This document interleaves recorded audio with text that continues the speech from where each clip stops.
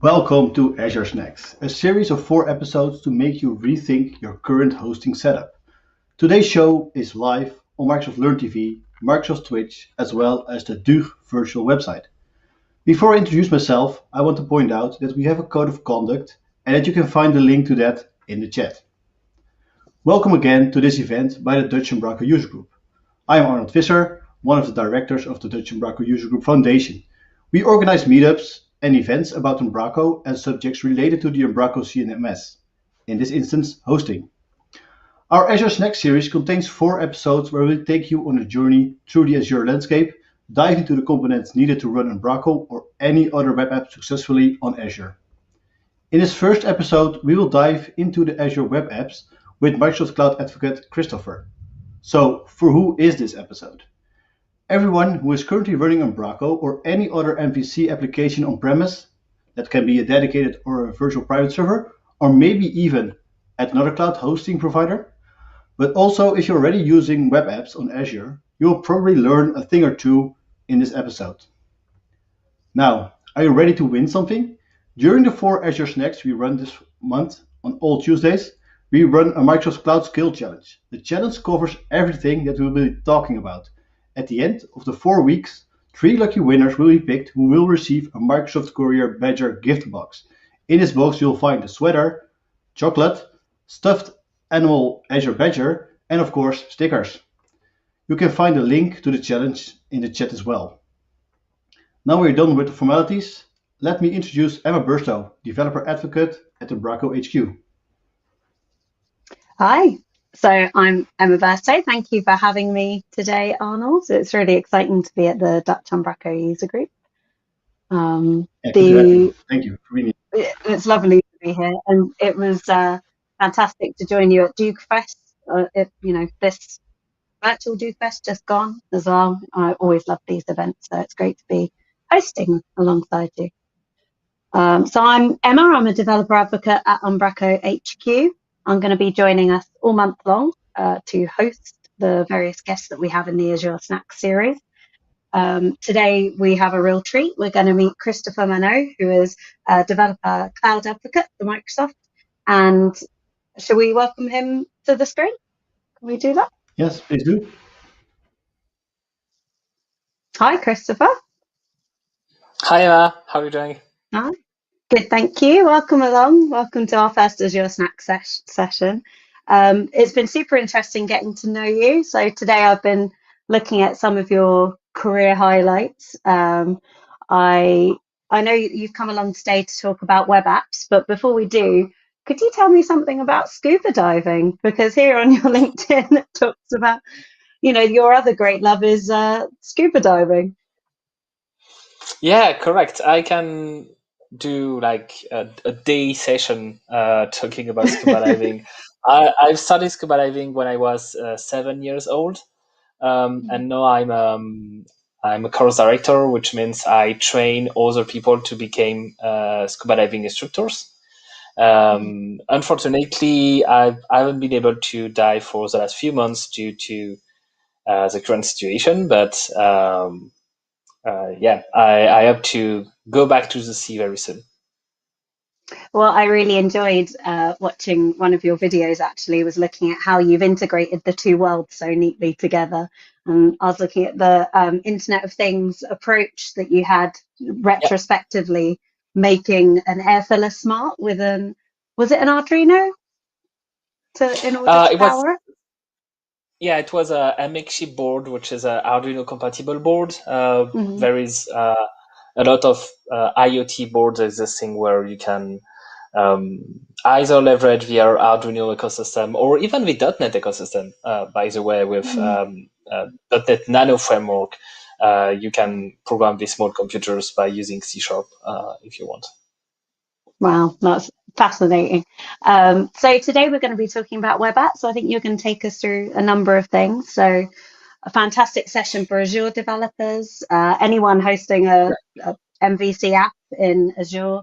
I think you'll be telling us quite a few things, well, certainly a few things that I didn't know, looking at some of the dashboards. with Umbraco, we're just moving to .NET Core, so our next version will be in .NET Core. So this is a fantastic time to start thinking about hosting opportunities. And if you need to roll your own, then Azure is a fantastic way to proceed. So yeah, I think we're in for a treat today. So I'll hand over to you, Christopher, and you can get us started. Great. So let me share my screen. So today we will talk about Azure App Service, which is one of our biggest services in Azure for hosting your applications. So today I wanted to go through a journey where I think a lot of developers have already been through or will have to go through, which is basically set up your hosting. So starting from you have a new project on your development machine and you want to host it somewhere. How do you set up your hosting and push your code the first time to your new hosting environment?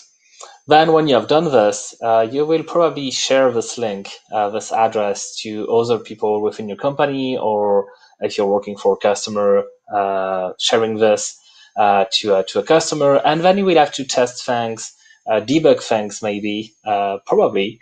And then at some point in time, everyone will agree that you have done a great job and you will need to go to production. And then by going into production, you will have to take care of a few other things. So we will try to go through this journey during this demo. I've only have 8 slides left, so we will have a lot of demos today. And I will share at the end of the presentation a link where you will be able to download the slides if you want. And I will update this page later today with a lot of links to Microsoft documentation and Umbraco documentation as well. So you will have a lot of references about what I've built. So without further ado, let's get started by set up your hosting. And my initial setup is like this. I've all my code from my new project. It could be an ASP.NET MVC project, or you can have downloaded the Umbraco zip file or added the Umbraco NuGet package onto a new project. So you have all your code on GitHub or Azure DevOps or another Git hosting solution, and you want your application to be reachable through a custom domain name. So we will see how we do this with Azure App Service. And the fact is, we will have to do a lot of things. We will have to register a domain name to create the hosting. On this hosting, we will have to configure the stacks. So in this example, we will have to install .NET Core and configure maybe IIS and other things. We will need then to deploy our code and obviously to map the brand new registered domain name onto this new hosting, generate SSL certificates, configure all of that. Seems like it's a lot of work for us. And we will see how with Azure App Service, you can do this really within minutes. And hopefully this will work in a few minutes. If you don't know anything about Azure, I will do also during my presentation some basic introduction to Azure. So let's switch from the slides to the demo. And I will start by going into the Microsoft Azure portal, which is one of the main interface to do whatever you want with Azure. So here, the first thing I will do, and this is a feature that very few people know about, which is Azure App Service domains. You can register new domain names directly from the Azure portal. Obviously, if you have already a register you're working with, there is absolutely no issue. You can register your domain name anywhere you want to any register and point it to Azure if you want to host your website on Azure. But for the sake of the exercise, let's create an register domain name directly within Azure. So I click on Create, and I will have to first select two things. And basically, anytime you are creating a resource, could be a database, could be a website, could be storage, etc., you will have to choose two things. The first one is a subscription, which is basically telling Azure how this resource should be built. So here I have my own subscription. You can have a trial subscription, which is free to create, and you have a certain amount of credit for 1 month and then free services for 12 months. So you can really try out Azure and host several websites with Azure App Service for free. Or you can have subscription provided by your organization as well. So I'm selecting my subscription, and then I will need to create a resource group. A resource group is basically a folder when you put resources you're creating into it. So I will select one existing already, and then I can search for domain name. So let's say Duke hello appservice.com. This should work. Yes, this domain is available. Then I can input my contact information, which is required for any domain registration, and click on create and register a domain name. I will not do it right now because I don't want to pay for that domain name. But as you can see, I've already registered a few domains in my Azure account, and I can manage DNS, etc., like any other register. Nothing very specific here. So the fact is, you can do everything right within Azure. So if we go back here, register a domain name, you can do it with Azure. Before creating a hosting, we will need to have my code.sit on GitHub. So for this, let's create a new GitHub project by going on GitHub.new, and I could see Duke demo and 01. I think that's my first project. So let's see Duke demo 02, and just add a gitignore file here, Visual Studio. So my repository is created, and what I will do here is I will open it in GitHub Codespaces, which is a new feature in preview right now of GitHub that allows you to have a complete development environment hosted on the cloud. So I don't have to install like .NET or anything on my machine. I can directly create everything on my web browser. So here I am on my GitHub Codespaces, which is basically a Visual Studio Code, and I can create a new .NET project. Let's take an MVC template, -- name, hello, Duke, and output here. Oh, sorry, .NET. So it will create a new .NET project and restore packages, etc. And I can do a few things when this is done. I can obviously .NET run it. And while it's running, I will import my projects. So I will commit my new file and push it on GitHub. While it's building, now it's built, and I can run this code from my GitHub Codespaces directly. So I can preview my website without having to host it. So this is not related to Azure, but I just wanted to have like a brand new repository for this demo where I have my new project in here.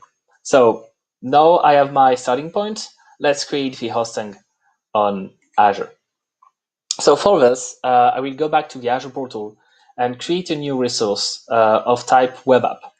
It's a bit confusing when you start about when you create a web app, you're creating an Azure App Service that will host a web app. And Azure App Service can host all the type of application than a web application. I will talk about it a little bit later. So as I said, every time you create a new resource on Azure, you need to create a subscription and a resource group. So let's create another resource group. for this. Hello, Duke 02. And then if you remember my slides, I have two tasks: create your hosting and configure your stack. And when you're using Azure App Service, it's what we call a PaaS services, platform as a service, which means I don't have access to any VM. I don't have to run any scripts. I just have to pick a stack, and Azure App Service will not only install everything for me, but also maintain things in the long term. So I will not have to update the Windows or the Linux OS. I will not have to update the stack. I will not have to configure Apache, NGX, or IIS. Everything is taken care of by the platform. So I can just select a runtime and pick .NET here because I have a .NET 5 project, but I can also host Java application, Node applications, PHP application, Python, and Ruby application onto Azure App Service. And if I want to do, I don't know, Go, Haskell, Rust, etc., I can still use Docker container and host my Docker container with Azure App Service. So let's pick up a .NET 5 for here. I can choose to have a Linux or Windows hosting. It could be interesting to go on the Linux hosting with a .NET Core project. For here, I will select a Windows project. And then another thing I need to choose is my region, where I want to deploy my application. So let's select North Europe for this. But I just wanted to give you a highlight, if you don't know Azure, of the number of regions where we have an Azure data centers. And as you can see, we are mapping a lot of countries and a lot of territory in the world. So you can host your website closer to your users, and I will not show it in this demo today, but you can also host your application on several data centers and using Azure Service, Azure Front Door, or Azure Traffic Manager to route your user to the nearest data centers. It's very interesting for performance reasons, obviously. And then I will need to create an app service plan. And this is one of the magic thing, I would say, of Azure App Service, which is here I'm just creating one website.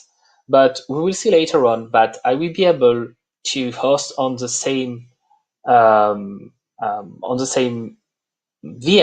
on the same machines, several applications, several different websites, while still paying for only one website hosting. So obviously they will share the resources, but it's very interesting because you can have one dedicated production environment, and then if you need to have several development and testing environments, you can put all these different websites onto one single shared space, which is called the App Service Plan.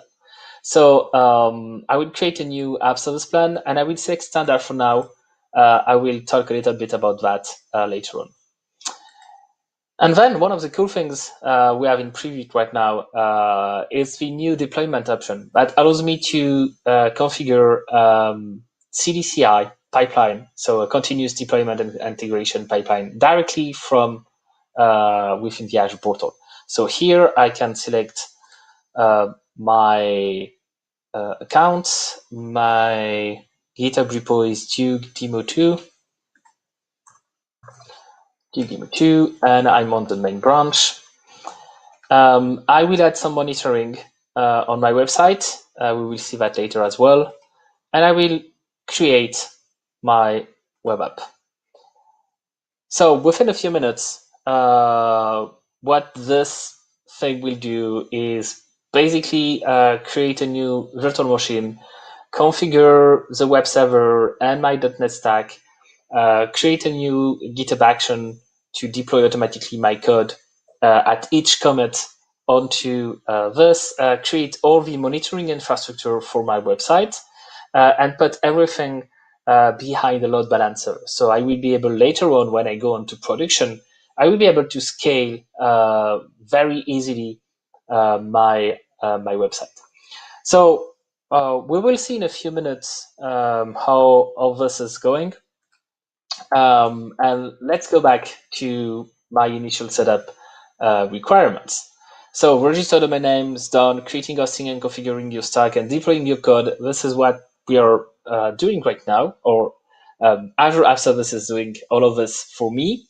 And then I will need to map a domain and configure HTTPS on top of that. And in the last years, we had a great tool for people on the web. You probably know Let's Encrypt service that allows you to generate certificates, but it's still a lot of work to do and to configure on some hosting providers. With Azure App Service, we integrate custom domain name and SSL certificates without using Let's Encrypt. We are using our own system. But basically, it's very easy to map your domain to Azure App Service. So here I have another website, another app service already created. And what I will do is I will add a new custom domain, which is Doug Demo. And sorry for my French accent. I don't know how to pronounce Duke in a Dutch way. .cto cookbook.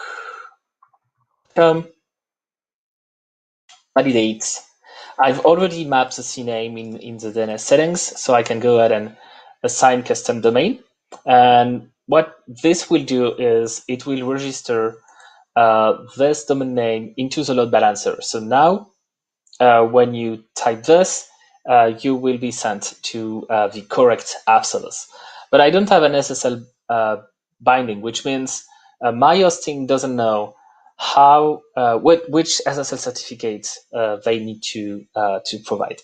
So for this, I can go on the TLS and SSL settings and click on private key certificates. And there you can do a lot of different things. You can buy a new certificate. So for example, if you want to have what we call an EV, an extended validation certificate, if you want to have like the green bar in the browser, you can buy a certificate from here. If you already have some services that provide you with SSL certificates, you can obviously import this existing SSL certificate onto App Service, or you can go the easy and free way, which is by creating an App Service managed certificate. And when you do this, you just have to select the domain name, click create, and we will take care of generating an SSL certificate for you and for free for all your subdomains, but also now for your root Apex domain. So in this case, I can map, and I think you can see it here, I can map cookbook.com, which is a root domain name, and create an SSL certificate, manage SSL certificate directly from here. And we will also obviously like repeat this operation for you in the background. So all the renewal will be managed by the app service system, and we also be free. So now I have my DougDemo.ctocookbook.com SSL certificate generated. I can go back to custom domains and say, hey, yes, you can map this domain name to this SSL certificate and abiding for it. And right now, I should be able, and you should be able on your screens to go here, and I will probably have like a hello app service page. Yeah, here we go. But I'm on HTTPS and the certificate is valid. So if we go back to my application I just created with you, Hello Duke 02, my app is now created, and I can go on the website and see my application live. As you can see, if you don't have custom domain names, we will provide a domain name on .azurewebsite.net for you, so you can get started without having to own a domain name at first. So within, I don't know, like 15 minutes, we've been able to register a domain name, create your hosting, configure your stack, deploying the code, map domain name, and configure HTTPS. And also deploy your code. You need to know that if, and let me do this exercise with you here. for example, is I change something in the root view to virtual view, save it and commit it, update homepage, and I push this change to my GitHub repository, and I go back to my GitHub account, I see that I have a new workflow running, which will automatically deploy this new updates onto my website. So I will go back to my slides, and when I finish my to talk a little bit on my slides, we can see that the application has been updated live. So let's switch to the second steps of what you will probably want to achieve, which is testing things. So when you're actively working on a project, we already saw, and we saw the result in a minute, that when I commit a new thing, a new modification on my main development branch, on my main branch, sorry, it could be automatically pushed to my Azure App Service on my domain. But you will probably want to have several environments and probably have a dev branch pointing on a subdomain like dev.mydomain.com, or having a pre-production branch. So we will see how you can achieve this result by leveraging some feature of Azure App Service. So let's switch back to the Azure portal. As you can see, my deployment has been done while I've been talking. And if I go back to Hello Duke02, I refresh, we should see, hopefully, welcome to Virtual. So now let's say I want to be able to preview any modification I do to the website without actually publishing them into production. So I can do a final check before going into production.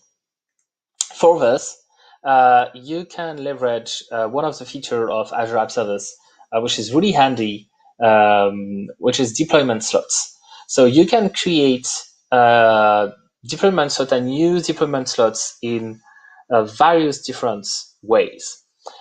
The first one is by creating several deployment slots for your different environments. So here in this example, I have created a dev deployment slots, which I've configured in a different way than my main deployment slot, because I'm using the branch develop to automatically publish changes. So with this setup, when I deploy things on my develop branch, they got automatically published on my dev environment. And when I publish things on my main branch, they got automatically deployed on my production branch. So this is very handy. And by the way, the deployment slots are an entire web app in itself. So I can, for example, change configuration settings. So if I want to, I don't know, use a development database as well, I can have different configuration settings on my dev slot in comparison to my production slot.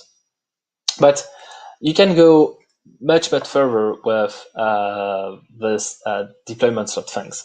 You can, for example, and I will not save it here, but you can redirect, for example, 50% of your traffic on one slot and 50% of your traffic on the other slots, which means you can do progressive deployments directly with this, or you can do swapping. Swapping allows you to instantly change.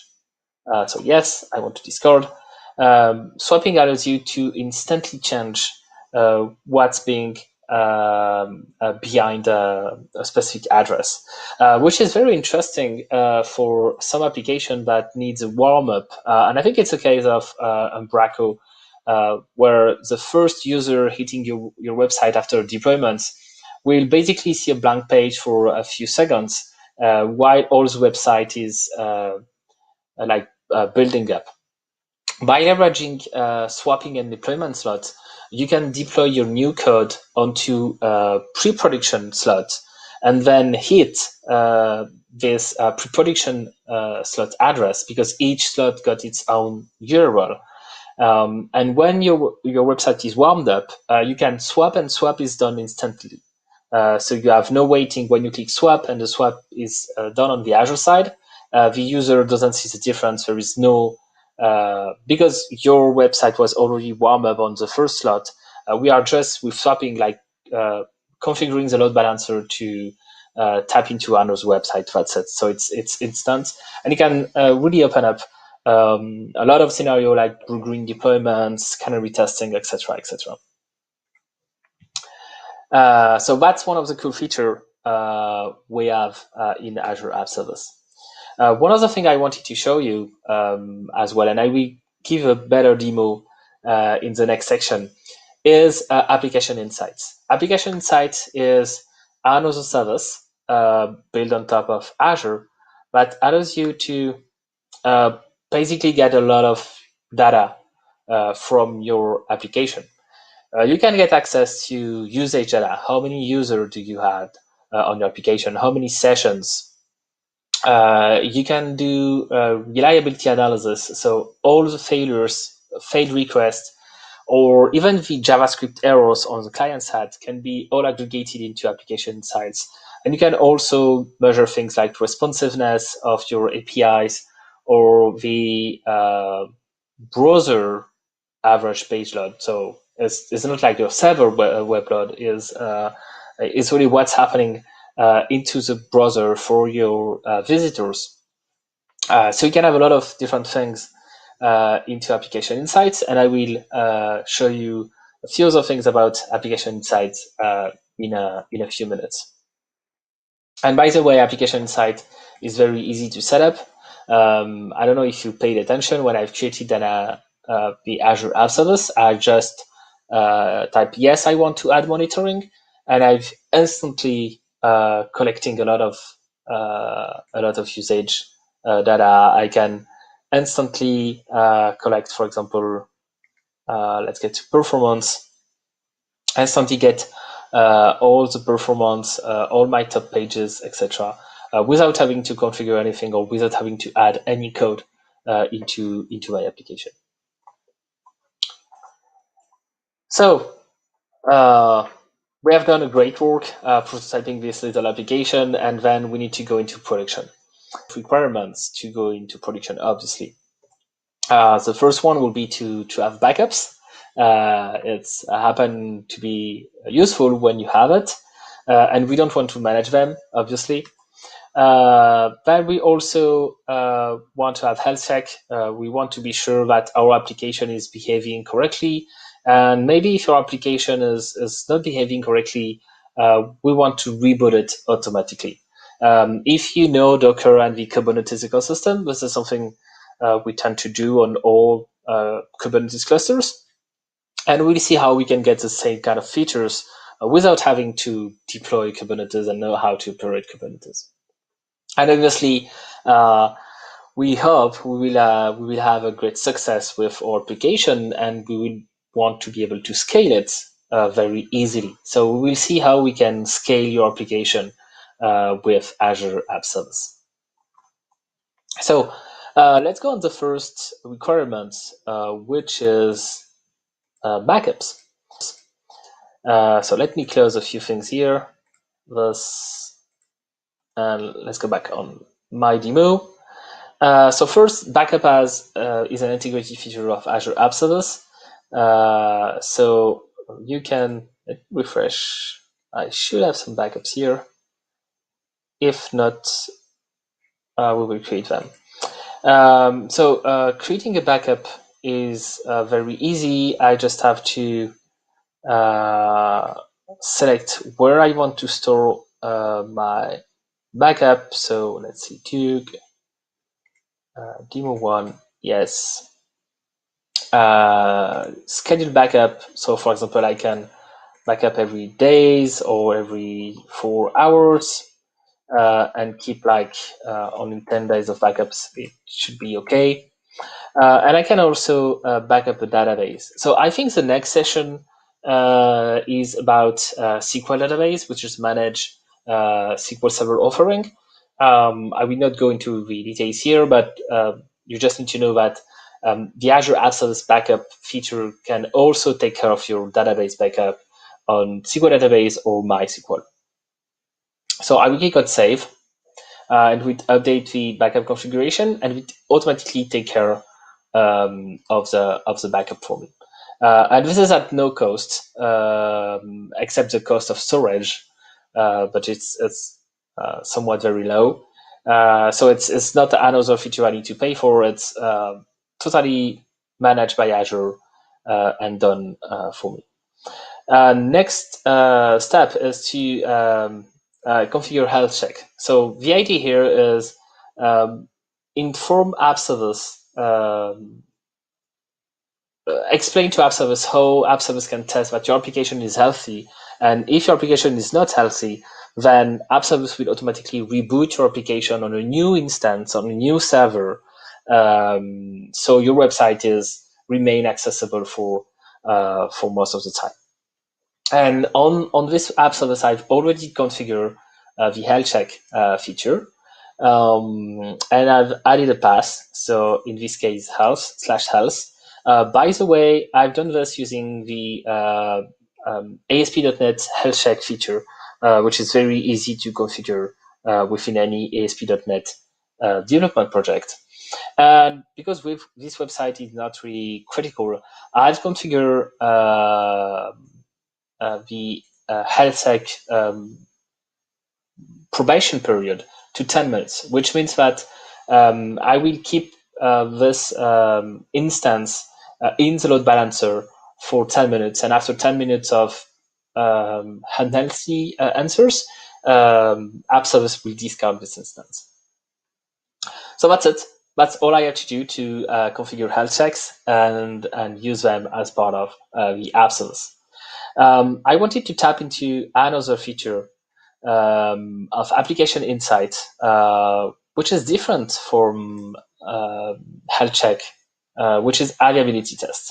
So in health checks, basically it's the integrated load balancer within the App Service system that we try to reach your application and detect if your application is healthy or not. While with the availability test, what I can do is to either type a URL and get this URL pinged from several locations. So availability is much more like testing from your visitors' point of view. If your website is responsive and available in different parts of the world, rather than the App Service, which is trying internally within the Microsoft network if your app instance is responsive. So here I have configured, I've already configured tests on the privacy page, but I get pinged from Australia, East US, Japan, North Europe, UK, West. So every 20 minutes, the system pings this web page and detects if it's successful or not. And I get a nice dashboard. I can even get an SLA report that is automatically generated from me. And this availability test is free as part of Azure Application Insights. So it's very easy to set up, and it's yet another free feature you got automatically by leveraging Application Insight and Azure App Service. So the last thing I have to configure in my checklists is scaling. How can I go from my small development environment to a fully fledged website with hundreds of visitors pinging my website all around the country? And this is where Azure App Service, I think, really shines. Nowadays, when we talk about this kind of project, we tend to talk about a lot about Kubernetes.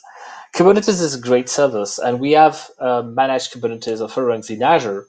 However, you need to understand Kubernetes, and some things are not so easy in Kubernetes. I would just say the HTTP ingress, if you already know this space. But basically, what I want here is I want to be able to easily get a bigger server behind my website, or even more interesting, getting several servers behind my website to support an increase in users. And you have two easy ways to do it by using Azure App Service. The first one is by using the scale up feature. So the scale up feature allows you to go from one pricing tier from another one. So basically you change the pricing at the end of the month, but you're also changing the characteristics of the virtual machine hosting your website. You can go as low as a free tier. So it's always free. Obviously, when you're choosing the free tier, there is a lot of features you don't get. You don't get the backups. You don't get the deployment slots. You don't get the custom domain name or the SSL certificates. But it's free if you just want to have a pet application for yourself or just want to try out things. That's already great. Or you can move to a shared infrastructure when you get the custom domain names. A bit more resources, but it's like it's like a shared hosting plan. Or you can go to the production tiers, and we have a lot of them covering a lot of different scenarios and price ranges. But when you're going onto the production tiers, basically all the resources are dedicated resources. So we will not host other websites onto this hosting. And you will get all the features I've told you about, like the staging slots, daily backups, custom domain and SSL certificates, etc., etc. So one way of doing it is to basically moving from like the standard tiers I've used to, for example, a premium tier. And I just have to click on apply, wait a few minutes, and my website will be deployed automatically onto a new instance, and the load balancer will be moved to the new instance. That's one way of doing this, but you can reach a limit when you reach the top tier, and then you still have new visitors coming up, and then you will need to add new servers. And when you reach that point, you can use the other feature, which is scale out, which is basically adding new nodes, adding new servers behind the load balancer to help you get more users. There is two ways to get this. The first one is manual scale. So you just have, for example, I can go to 4 to 8 servers. I click on save, and you will see that within a few minutes, Azure will have created 4 new servers, deployed my tech stack, so .NET and IIS on 4 new servers, and also deploy my code and configure my load balancer for me. And it should take about a minute for doing this. Or you can use the custom autoscale. Yeah, it's done. So now my website is on backed by 8 servers. Or I can use the custom autoscale feature that allows me to basically scale on a metric. So for example, I can say if my average CPU percentage is above 30%, 70% for 10 minutes, then I will increase my instance by 1. So by doing this, you will ask App Service to automatically scale up and scale down the number of instances. And to show you that is kind of real, I wanted to do a last demo, which is going on to the live metrics feature of Azure Application Insights that allows me to see the visitors live. So let me put this here and put this here. So we should be able to see if everything. Oh, yeah, like demo. You want dev? I think it's on dev. Yeah. We should be able to see the number of requests going up while I'm using the website. And now I will run a small tool in Docker container to get more traffic onto my website. And let's crank up the numbers. And be aware that this load testing is done locally on my machine, and I'm connected to internet through a 4G hotspot right now. So it's a very hacky way to get load balancing tests, and hopefully we should see the metrics going up in a few minutes if I haven't done any mistake. So up 0 on dev.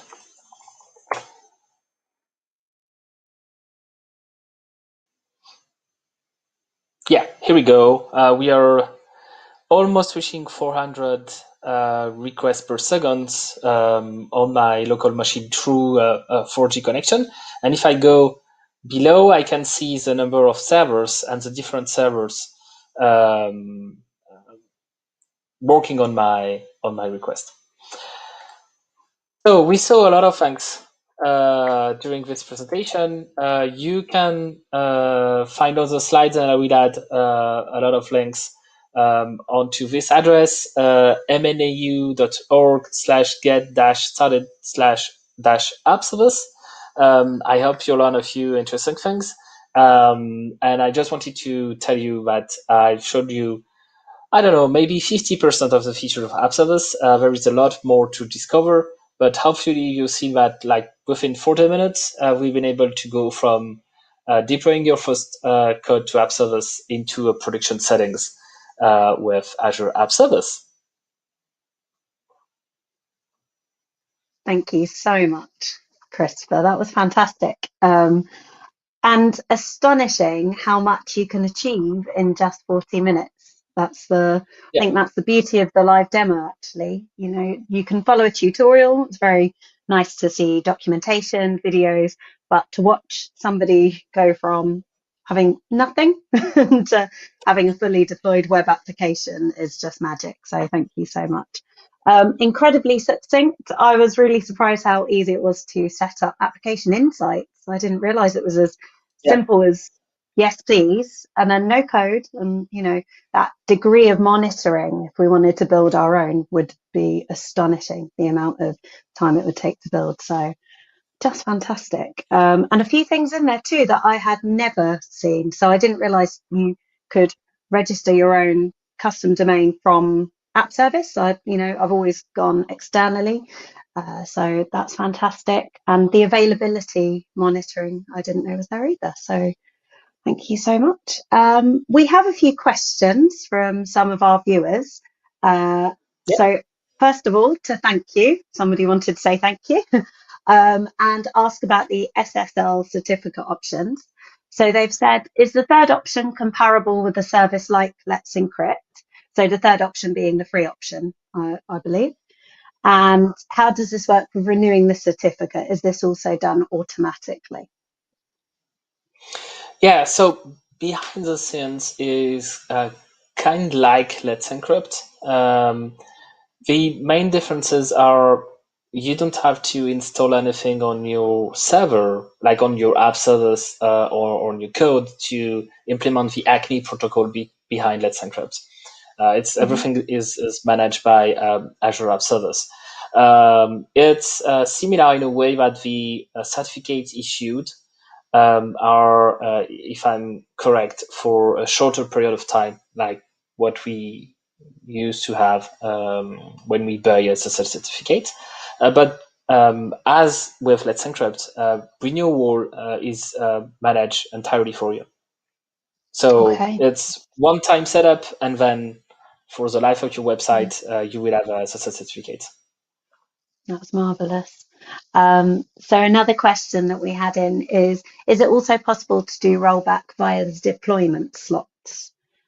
So I think this must be in reference to the backups. So when you use deployment slots, for example, let's say you have a production deployment slot and a pre-production deployment slot, you can do swapping, so which will invert what's in production with what was in pre-production. And if something goes bad when you're swapping, you can swap again to kind of restore what you have just before. So you can also leverage deployment slot as a quick way to fix your your last deployment. Sure. Yeah, I love the idea of swapping because there's no downtime. It's fantastic. Yeah. So wonderful. And thank you for showing us that today too. That was another feature of Azure Web Apps that I wasn't aware of. So thanks so much. Is it possible to use scaling up automatically so that I think you talked to us about the rules so that if a certain condition is met, then scaling up will happen. But could you tell us a little more about that, please?